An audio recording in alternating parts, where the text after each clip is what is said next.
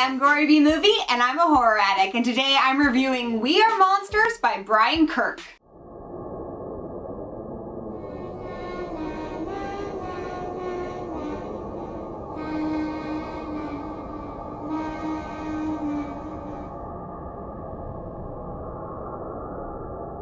We Are Monsters is about the Sugar Hill Mental Asylum run by Dr. Eli Alpert. He's a laid-back, cool, love-is-all-around kind of guy. Sort of like the Professor Xavier of mental asylums. He's made it his mission to give humane treatment to all of his patients.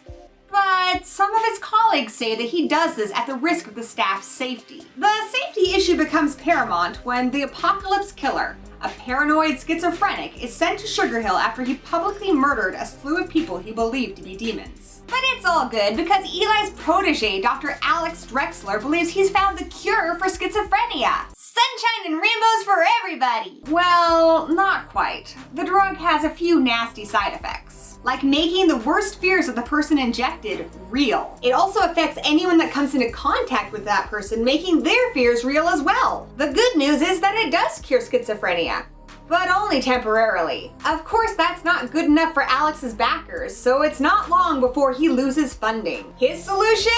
Up the dosage and try it out on his own schizophrenic brother. Because what are brothers for, right? Initially, this appears to be a success. So the hospital board members say, hey, let's try it out on that Apocalypse Killer guy and get some good PR. And then all hell breaks loose. So what did I think of this book? I'm gonna give you the good, the bad, and the gory. First off, Brian Kirk is one hell of a writer. I was really surprised that this was a debut novel because his writing is amazing. It's no surprise to me that a movie is already in the works for this book. This is an incredibly fast-paced and suspenseful read. I like that Kirk focused on only a handful of characters so he could really develop them and flesh them out over the course of the book. Each of the characters is complex and multi-layered, and I never grew tired of learning more about them. To support this, it helps that Kirk has a talent for dispensing character and plot backstory out in increments throughout the book. There's never a big info dump to wade through, and the pacing and suspense never loses a beat.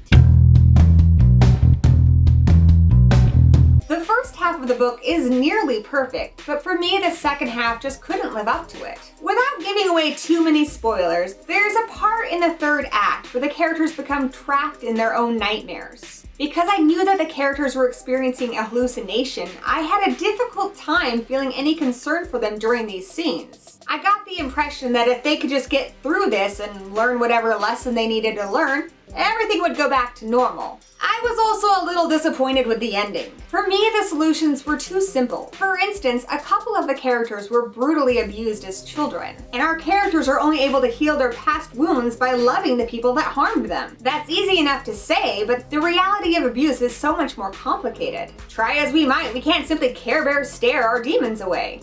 Now, I don't think this will bother all readers the way it bothered me. I'm sure there'll be just as many readers that rally for the power of love approach as those that don't.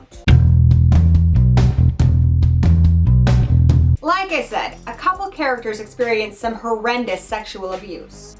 Thankfully, this is never gratuitous, and the author has a keen understanding that when it comes to these kind of scenes, it's best to let the reader fill in the blanks for themselves. As for the gore, it was fairly tame, though the violence does amp up towards the end. The death that struck me the most was Popeye the dog at the start of the book. Poor puppy. So the big question is, should you read this? This is a very original book, and there's really nothing like this out there, though there were parts of it that reminded me a little bit of the Fear Clinic web series and the film that came out last year. So if that sounds good to you and you're looking for a suspenseful psychological thriller, be sure to check out We Are Monsters. Cut!